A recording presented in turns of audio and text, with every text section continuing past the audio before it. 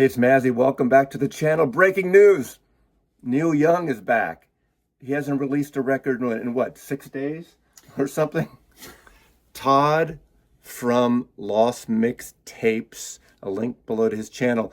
We're going to announce the next box set of the Archive series, box number 6, which covers Harvest Moon.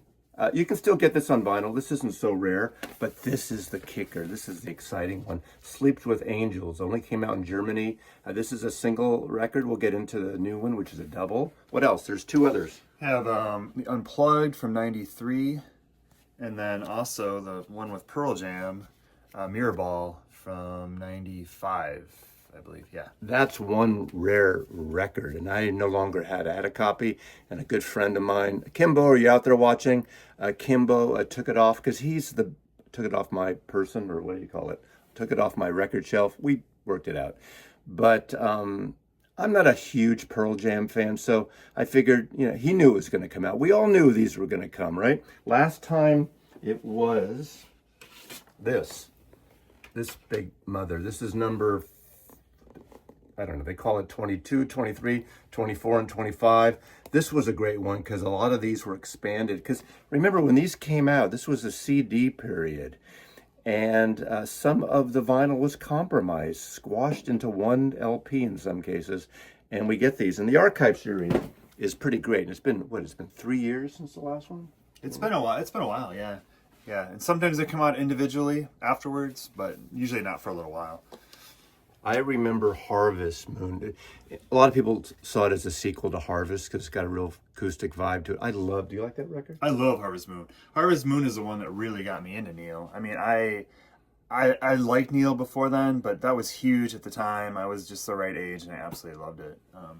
Yeah, I still like it. I went years without listening to it, and then I picked it up on vinyl, and it just sounded amazing. It's so good. And my favorite, as much as I love Harvest Moon, and to me it's a perfect record, this is the kicker. I remember having the CD of this, and Michelle and I would rent a house like every 4 months up at Sea Ranch, Northern California, on the way to Mendocino.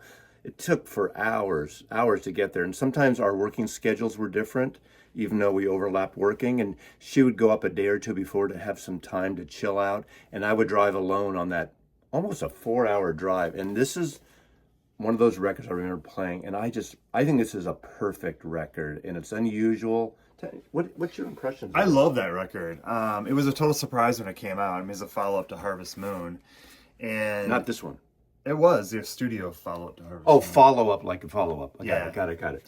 I mean, this came next, but this was the next studio record. I loved it. It's weird. Some records that I absolutely love, I don't actually play that much, and this falls in that camp. It seemed like a special time and place record for me. I had to be in the right mood to listen to it, but I absolutely love it. And it's been a long time since I really listened to it. On his recent solo acoustic tour, acoustic and electric, a couple years ago, he did a lot of material from that, and it sounded wonderful. His records can be haunting, and it is a haunting. All I remember, the thing that always comes out, even though the whole record is good, maybe the one bad song on it is Piece of Crap. Oh, God. Piece of Crap doesn't fit with the vibe of the rest of the record, right? But got a Safeway cart in a parking lot. I love that, right? I mean, a lot of people, me included, see it as kind of like a slight follow-up to Tonight's the Night. It has the same sort of vibe. I mean, Kurt Cobain's death, suicide, kind of lingered over that. There's a couple songs, or at least one, that references it. Yeah, really powerful album. Anyway, so the breaking news, it was just announced today. You can go buy it. Again, I love these breaking news videos, and there's going to be more of them. These are not paid for by the labels, but when it's an artist that I love, and Todd just happened to be here today. And it's funny, we were literally... It's crazy, yeah. We were literally... He had asked if there's another like Neil Young Archive release, and we were literally on the Archive site. I was on the Archive site. I think you were on...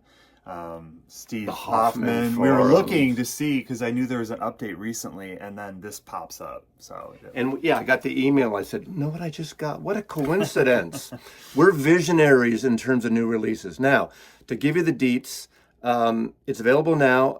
Is this stuff usually only from the Neil Young site, or can you buy it from Amazon? You should be able to buy it. And retail stores will have it, but Okay, the box set has the 4 albums, the Unplugged, the Mirror Ball with Pearl Jam, Sleeps with Angels, and of course Harvest Moon. Now this is the easiest one that's been out for a while. I think you can still buy it. These are all double record sets on vinyls. So there's 8 LPs. The list price right now is $149 for 8 LPs. Comes in a box. Now on these sets, there are no extras. We don't want extras in these. I know people say want outtakes. That's what the whole other shit is about. This is the actual album archive and the originals. Usually, I think Chris Bellman cuts these. I assume he's doing the rest because he's Neil's guy. All analog and beautifully pressed, 180 gram, all that bullshit that you want to know about. And there's also a CD counterpart part of this. So you can buy the CD box version of it. I don't know how much that costs. I think the one that we know for sure is analog is this one. And apparently there are 4 tracks that were from a digital source before, and now they're analog. Do you think this was a digital recording? I think it might have been. What about this? I think it might have been too. Oh my God, Neil! It was the Kami! But yeah. And was he dreaming about the Pono that he would create another decade later or something? Yeah. Someday I'll have a Pono, whatever. Any other things about these? I mean, I think this is such an interesting era. I mean, he really won over a new audience with Weld and Ragged Glory, that whole tour, that whole era, kind of being the godfather of grunge or whatever you want to call it. Then he went real mellow and back to Harvest with Harvest Moon. And he's just sustained this moment of creativity in the 90s with these records. And a real special period. I think it's one of the highlights of his career that's been kind of overlooked lately just because a lot of this stuff has been unavailable. So it's pretty exciting. This is a release I've been waiting for. Even though I have this, again, this is a German only edition, which is 1 LP. And actually, it does sound really good. This is it. To me, this is a top 10, maybe a top 10 Neil Young record for me, definitely. And it's pretty high up there. I might have done a ranking in the past on this channel. Look for it. I have no idea where I rank this, but my guess it was high. I know After the Gold Rush is my all-time favorite Neil Young record. Do you have a favorite? My favorite is between On the Beach and Tonight's the Night. I counted down all of these records a while ago in a series. But yeah, I think in that series I had On the Beach as number 1, but I listened to Tonight's the Night recently and that became my number 1 in my head. So it changes all the time, but those two tend to be my favorites. Nice. So Todd Lost Mix Tapes, plural. There's a link below, so go subscribe to him because he's all in on Neil Young and Jason Isbell and Wilco and so many other things too. That's not it. I always kind of kid with a group. There's a group of my friends, Digital Gramophone, Chris, the Long Cut, that it's all about Wilco and Jason Isbell. You're not as much into Jason Isbell, are you, as those guys? I don't preach it quite the way they do. They're like gospel, or gospel according to Jason. And now they're all off on Amanda Shires now. But anyway, thanks for watching the channel. Neil Young. I'll put a link below to the Neil Young archives just so you can see what they are. I don't know what the price of the CD, but again, $149 for 8 LPs, basically 4 albums, all double LPs, coming out October something. October 24th, I think. There you go. Which is crazy. That's a pretty quick turnaround time. So those who have been watching the channel know this is too many box sets, too many reissues, too many packages. You can't get everything, but at least if we kind of enlighten you to what's coming out, you can make your decision. Freedom of choice, to quote De-Evolution.